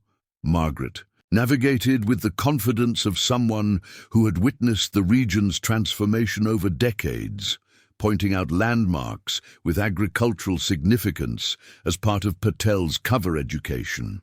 That corporate park replaced the Johnson family orchard, she noted, as they passed a gleaming office complex. 3 generations of pear cultivation lost to commercial development. The soil compaction alone would make agricultural restoration nearly impossible now. A permanent loss of agricultural heritage, Patel observed, maintaining his student persona while simultaneously monitoring transmissions from the command team through a discreet earpiece. "Not all change represents progress," Margaret replied, her tone matter-of-fact rather than bitter. "But adaptation doesn't require abandoning what remains valuable from the past. The most resilient systems integrate innovation with proven tradition." The Lakewood Artisanal Bakery occupied a restored historic building 6 blocks from the convention center, hosting the summit. Its commitment to traditional baking methods, using locally sourced heritage ingredients, had created a natural partnership with Margaret's farm years earlier. The bakery's loading dock provided perfect operational positioning, close enough to the summit venue for surveillance purposes while presenting a completely legitimate reason for their presence. As Margaret backed the truck into the loading position with practiced precision, she spotted Harrington waiting inside the bakery's receiving area, now dressed as a flour supplier's representative, his government-issued suit replaced by appropriate workwear for his cover role. "Ms. Wilson, right on schedule," he greeted as she and Patel began unloading. "We've got your usual invoice prepared." The seemingly ordinary exchange established their operational connection while maintaining cover for any observers. Margaret proceeded with the delivery, as she would normally, discussing specific grain characteristics with the head baker, while Patel and Harrington handled the physical transfer of goods. The routine transaction concealed the high-stakes intelligence, operation unfolding simultaneously. "Martin expects particular protein content in the turkey red wheat for his sourdough program," Margaret explained to the baker, using the conversation to relay information about their target. "He's especially concerned about consistency for tomorrow's special event." "We've got everything prepared according to his specifications," the baker replied, the seemingly innocent exchange actually confirming operational readiness. With the delivery completed and payment arranged, Margaret and Patel returned to the truck, while Harrington remained behind, ostensibly to discuss flour deliveries with other bakery suppliers. The separation appeared entirely natural, while tactically positioning key personnel for the operation's next phase. "Reeves has arrived at the convention center for the security briefing," Patel informed Margaret quietly as they pulled away from the bakery. "Our team has established full coverage of all entry points and communications channels." "And the relay station?" Margaret asked, navigating through downtown traffic with unhurried confidence. "Transmissions have intensified in the past 30 minutes, Patel confirmed, monitoring real-time data through his specialized equipment disguised as an agricultural tablet. "The pattern matches what your father documented as pre-operational activation sequences." Margaret nodded, absorbing this information with the same practical assessment she applied to approaching weather patterns or soil conditions. "My father believed timing was crucial in both intelligence work and farming, Premature intervention yields incomplete results. Delayed response allows preventable damage. A philosophy our tactical teams are implementing precisely, Patel assured her. We're allowing the network to reveal itself fully before interdiction. As they continued their seemingly routine farm delivery rounds, visiting 3 more specialty food businesses that regularly purchased Margaret's heritage products, the counterintelligence operation progressed according to the integrated plan. Each delivery location provided strategic positioning for surveillance teams, creating a comprehensive monitoring network centered on the summit venue and key suspects while maintaining perfect operational cover. The afternoon advanced with the inexorable rhythm of Margaret's normal delivery schedule, the routine activities concealing extraordinary circumstances, just as her father's unassuming cabin had concealed sophisticated intelligence operations for decades. The parallel wasn't lost on Margaret, how the most effective security often resided in plain sight, protected by its apparent ordinariness from those conditioned to expect more obvious measures. At their final delivery stop, a farm-to-table restaurant 4 blocks from the convention center, Harrington rejoined them, his expression reflecting controlled urgency beneath his supplier cover. The security briefing has concluded, he informed them quietly as they completed the delivery paperwork. Reeves made 3 unauthorized transmissions during the session, presumably relaying final security protocols to his network. And the relay station? Margaret inquired, maintaining her farmer's demeanor while discussing critical intelligence matters. Your father's monitoring systems captured everything, Harrington confirmed. The countermeasure protocols are standing by for activation, but we're delaying trigger until we can identify all network members. Margaret considered this approach with the same careful assessment she applied to harvest timing decisions, allowing the threat to fully emerge before addressing it. My father would approve. He always said partial interventions create more problems than they solve. With their legitimate deliveries completed, they established their final operational position at a cafe with clear sightlines to the convention center's main entrance. Their presence there appeared entirely natural, a farmer and her assistant concluding their business day with coffee, their delivery truck legally parked nearby.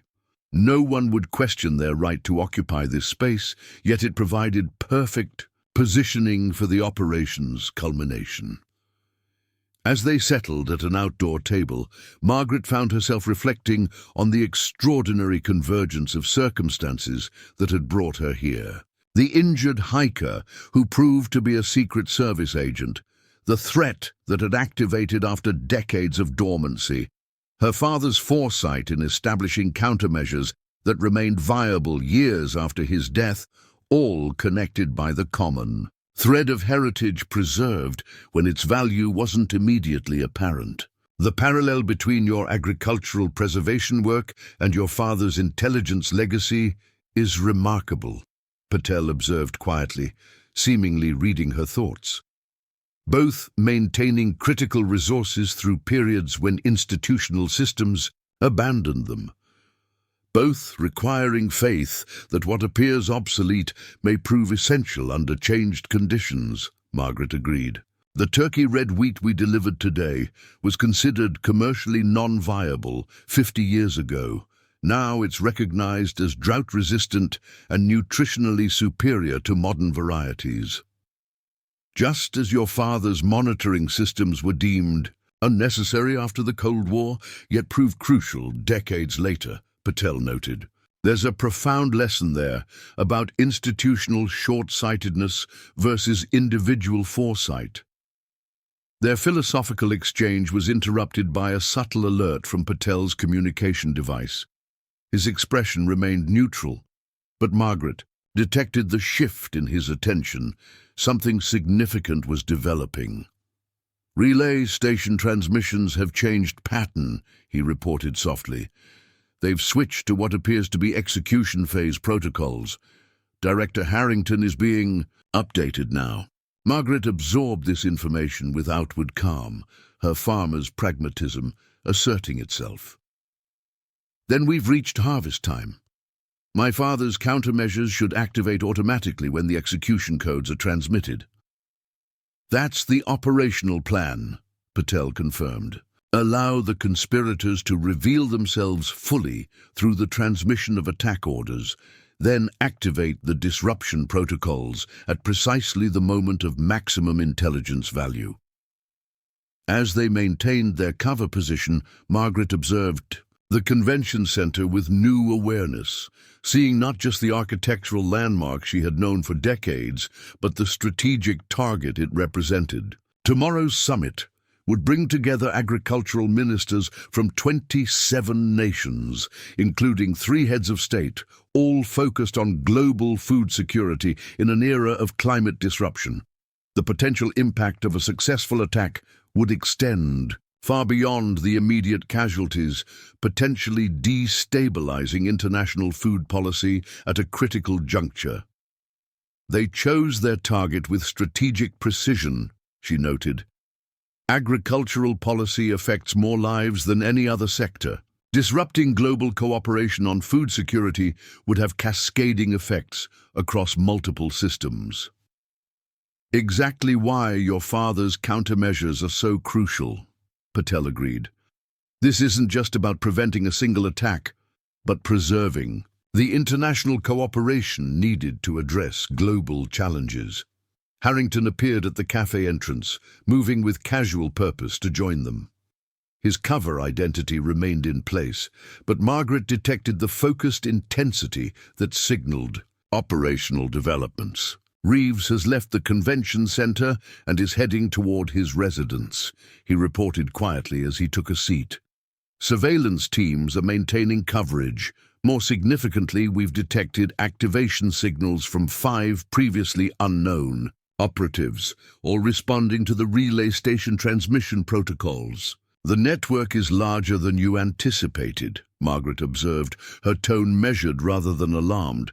But now fully visible thanks to your father's systems, Harrington confirmed. The transmission patterns match exactly what he documented as activation sequencing, the final communication before operational execution. Which triggers the countermeasure protocols, Margaret concluded, understanding her father's design, allowing the network to reveal itself completely before disruption. Harrington nodded, professional appreciation evident in his expression. Your father's strategic patience was extraordinary. Most intelligence operations focus on earliest possible intervention, often at the cost of incomplete network identification. Farmers understand that premature harvest diminishes both yield and quality, Margaret replied simply. My father applied that same principle to his intelligence work, recognizing that timing often matters more than speed. As the afternoon progressed toward evening, the counterintelligence operation entered its final phase. Margaret maintained her cover position with Patel, while Harrington coordinated the response teams, all moving with disciplined patience as the conspiracy revealed itself through the very communications channels they believed secure. The relay station transmissions increased in frequency and urgency, each one captured and decoded through the integrated monitoring systems Margaret's father had established decades earlier, and she had faithfully maintained without understanding their true purpose. The communications confirmed what they had suspected: a coordinated attack planned for the summit's opening ceremony, designed to eliminate key agricultural policy leaders and disrupt international food security cooperation. Final execution. And codes are being transmitted, Patel reported, monitoring the data flow through his disguised equipment. Countermeasure activation imminent. Margaret felt a profound sense of completion as her father's systems engaged automatically, precisely as he had designed them to do. The disruption protocols activated with elegant precision, inserting falsified directives into the conspirators' communication network while simultaneously transmitting their locations to intervention teams. Years of patient maintenance, decades of vigilant preparation, generations of preserved knowledge, all culminating in this moment of decisive action. All surveillance teams are in position, Harrington confirmed, receiving updates through his concealed communication device. Intervention on your command. Execute, he stated simply, initiating the synchronized operation. Across Lakewood, intervention teams moved with coordinated efficiency, apprehending the revealed conspirators before they could recognize their communications had been compromised. The operation unfolded with such disciplined precision that ordinary citizens remained completely unaware of the threat neutralized in their midst. Mothers pushing strollers, office workers heading home, shoppers browsing store windows, all continuing their normal activities while a decade-spanning security operation reached its culmination around them. At the cafe, Margaret maintained her cover position, outwardly indistinguishable from any farmer concluding her business day. While internally connected to a legacy of service, she had never fully understood, until now, her father's foresight, her own faithful stewardship of his systems, the convergence of agricultural preservation and national security, all threads in a tapestry more complex and meaningful than she had ever imagined. Primary subject secured, Harrington reported quietly, receiving confirmation through his communications. Reeves is in custody, along with 5 additional network members.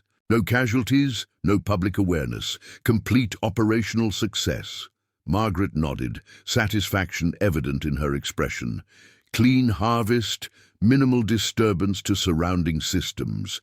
My father would consider that optimal execution. As the immediate security threat resolved, Margaret found herself contemplating the broader implications of the day's events.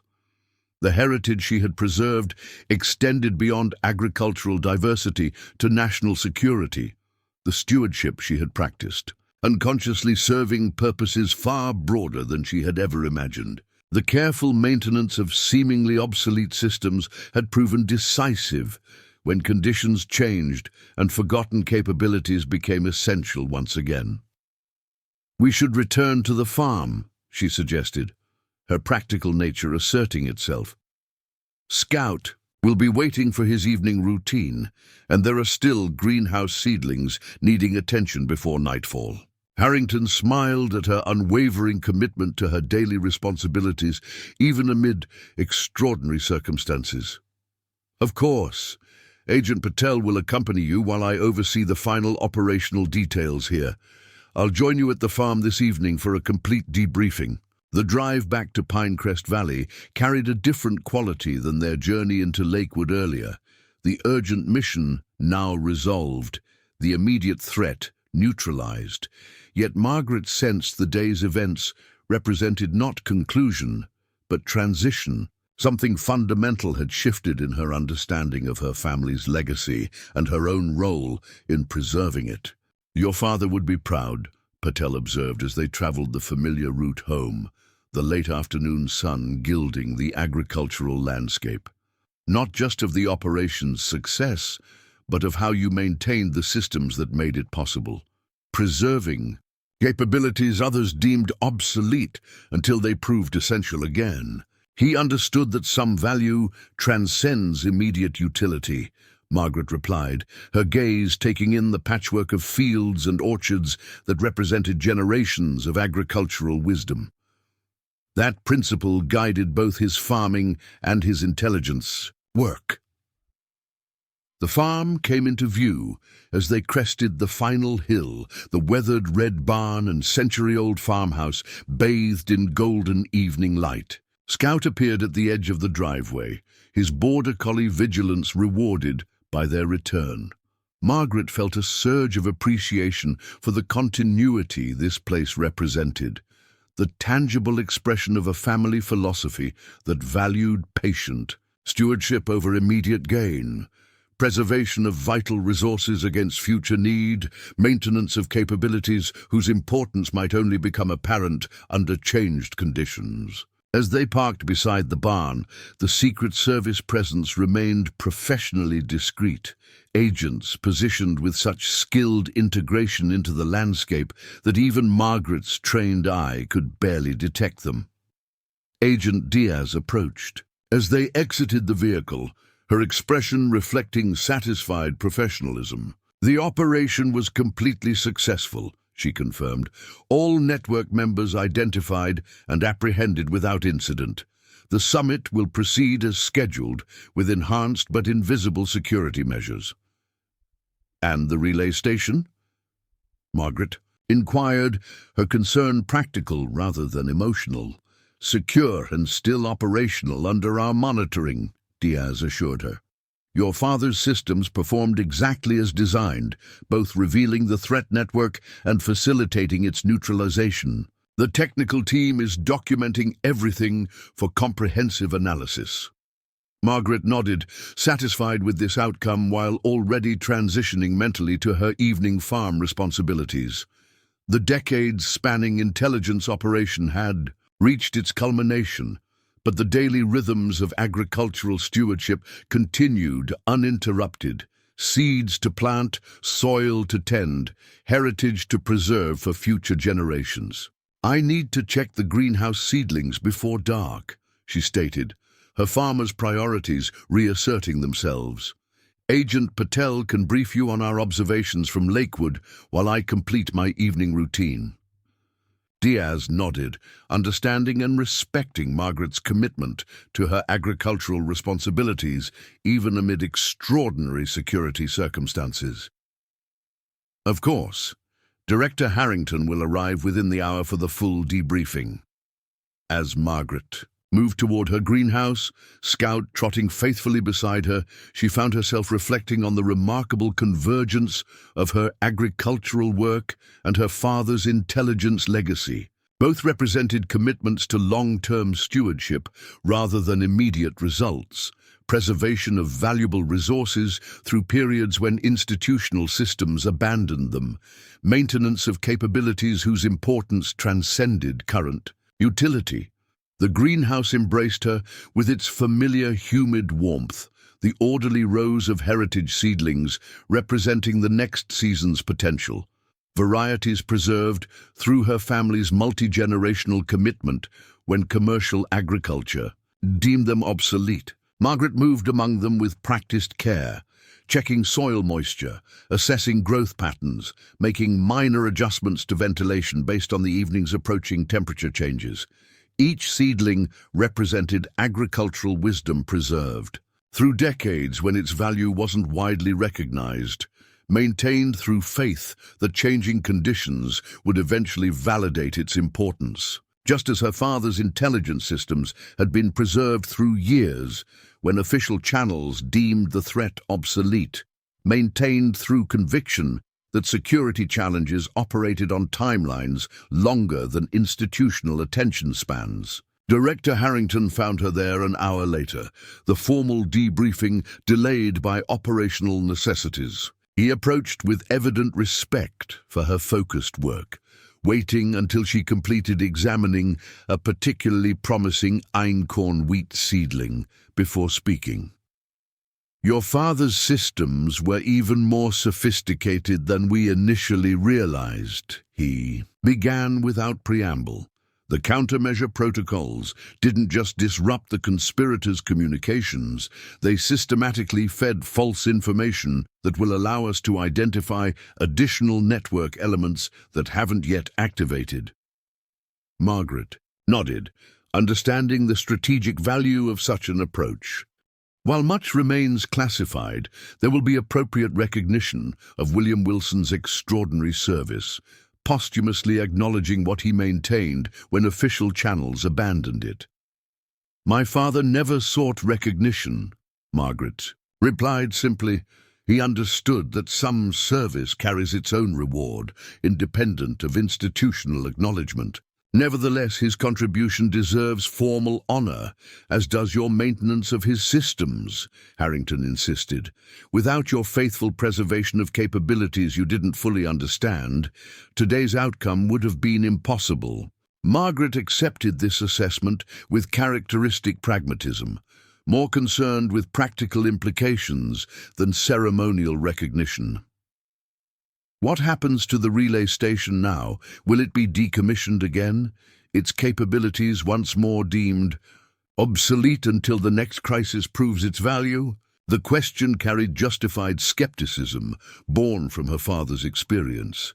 The institutional tendency to abandon long-term security investments when immediate threats receded. Harrington's expression suggested he understood her concern completely. "That's actually why I delayed our debriefing," he explained. "I've spent the past 2 hours in direct communication with the National Security Council. Based on today's operation and your father's documented concerns, a new strategic initiative has been authorized, one focusing specifically on ultra-long-term security monitoring and countermeasures." Margaret raised an eyebrow, her interest evident but her farmer's skepticism of bureaucratic promises still apparent.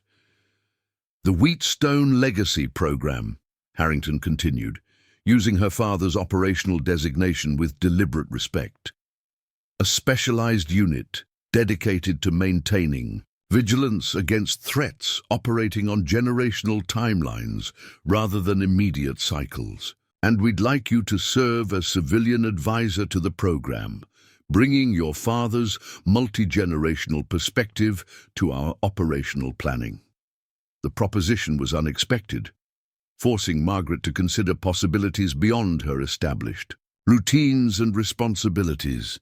Her life had been defined by agricultural stewardship, preserving heritage varieties through changing conditions, a commitment that seemed separate from national security concerns until today's revelations had illuminated their profound connection. "I have a farm to manage," she replied, her practical nature asserting itself. "Soil to tend, seeds to preserve, agricultural heritage to maintain for future generations." "We're not asking you to abandon your agricultural work," Harrington clarified. "Quite the opposite. We recognize that your farming perspective, your understanding of multi-generational stewardship, represents exactly the philosophical foundation this program requires." As Margaret considered the proposal, moving among her heritage seedlings with thoughtful attention, she recognized the opportunity to integrate what had previously seemed separate aspects of her family's legacy: her agricultural preservation, work and her father's intelligence service, united by the common philosophy of maintaining vital resources through periods when institutional systems abandoned them. "My father believed certain principles transcend specific applications," she said finally, gently adjusting a seedling's position toward available light. "That wisdom, preserved in one domain, often proves valuable in apparently unrelated fields when conditions change." "Precisely the perspective this initiative needs," Harrington agreed. "Security institutions typically operate on political and budget cycles measured in years, while the threats your father identified operate on generational timelines. We need advisors who understand genuine long-term thinking." Margaret completed her greenhouse inspection before responding, each seedling receiving its due attention regardless of the extraordinary conversation occurring simultaneously. Her decision, when it came, reflected the same practical wisdom that had guided her: agricultural stewardship. "I'll consider the advisory role," she stated, "on condition that it recognizes the connection between agricultural preservation and national security rather than treating them as separate domains. The same short-term thinking that abandons heritage, seeds for immediate commercial gain, abandons security vigilance when immediate threats recede." Harrington nodded, accepting her terms with evident respect. "I believe that integrated perspective is exactly why the National Security Council authorized this initiative. Today's operation demonstrated how preservation of seemingly obsolete capabilities can prove decisive when conditions change." As they exited the greenhouse into the full darkness of evening, the farmhouse windows glowing with warm light across the yard, Margaret found herself contemplating the extraordinary convergence of circumstances that had transformed her understanding of her family's legacy. The injured hiker who proved to be a Secret Service agent, the threat that activated after decades of dormancy, her father's foresight in establishing countermeasures that remained viable years after his death. "Life takes unexpected turns," she observed, gazing toward the mountain where her father's relay station had maintained its vigilant watch through decades of institutional neglect. "The wisdom lies in recognizing which ones represent genuine progress." Harrington followed her gaze toward the darkened mountain, understanding evident in his expression. "Your father saw patterns others missed because he wasn't constrained by institutional timelines or conventional assumptions. That perspective may be more valuable now than ever before." In the farmhouse kitchen, now returned to its proper function after the temporary command center had been dismantled, Margaret prepared a simple but nourishing meal for herself and her unexpected guests. The familiar routine of cooking centered her, as it had through the worst moments of her life: David's death, her youngest son's military deployment, the devastating drought of '98 that nearly cost them the farm. As she worked, she found herself reflecting on the day's revelations, not as conclusion, but as continuation. Her father's legacy extending beyond what she had previously understood, her own stewardship serving purposes broader than she had imagined, the Wilson family's multi-generational perspective proving its value in domains beyond agriculture. The summit would proceed as planned tomorrow. Global agricultural leaders unaware of the threat neutralized through decades-spanning vigilance. The heritage seeds in her greenhouse would continue developing toward next season's planting, their value preserved through years when commercial agriculture abandoned them. The relay station on Blackridge Mountain would remain operational under new institutional recognition, its capabilities no longer deemed obsolete, but acknowledged as essential protection against threats operating on generational timelines. And Margaret Wilson would continue tending her farm as generations of her family had before her, now with deeper understanding of how her agricultural preservation work connected to broader systems of national resilience. Different expressions of the same fundamental philosophy: some resources must be maintained even when their value isn't immediately apparent, preserved through faith that changing conditions will eventually prove their worth. As she served the meal to Harrington and the agents who had participated in the day's operation, Margaret felt a profound sense of continuity rather than disruption. Her life's work expanded rather than redirected, her family's legacy illuminated rather than altered. The wooden table that had hosted 5 generations of Wilson family meals now accommodated national security professionals, the conversation blending agricultural wisdom with intelligence strategy in ways that would have seemed incongruous yesterday but now reflected natural integration of complementary perspectives. "To heritage preserved," Harrington proposed, raising his glass in a toast that acknowledged both Margaret's agricultural work and her father's intelligence legacy, "and to the wisdom of maintaining what others abandon until changing conditions prove its worth.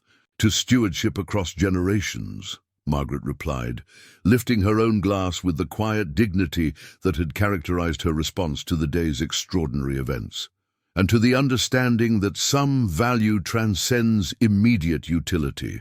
Outside, Blackridge Mountain stood as it had for millennia, its silhouette unchanged against the night sky, despite the secrets it had harbored and revealed.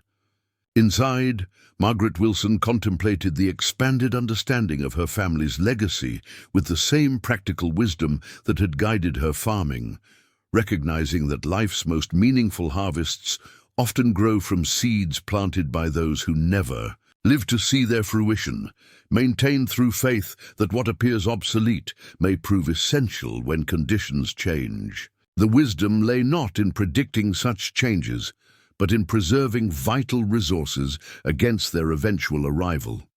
A philosophy that had guided both her agricultural stewardship and her father's intelligence work, now revealed as complementary, expressions of the same fundamental understanding, that genuine legacy transcends immediate circumstances, extending influence through generations, not through force of will, but through patient preservation of what truly matters. Up next, you've got two more standout stories right on your screen. If this one hit the mark, you won't want to pass these up. Just click and check them out. And don't forget to subscribe and turn on the notification bell so you don't miss any upload from us.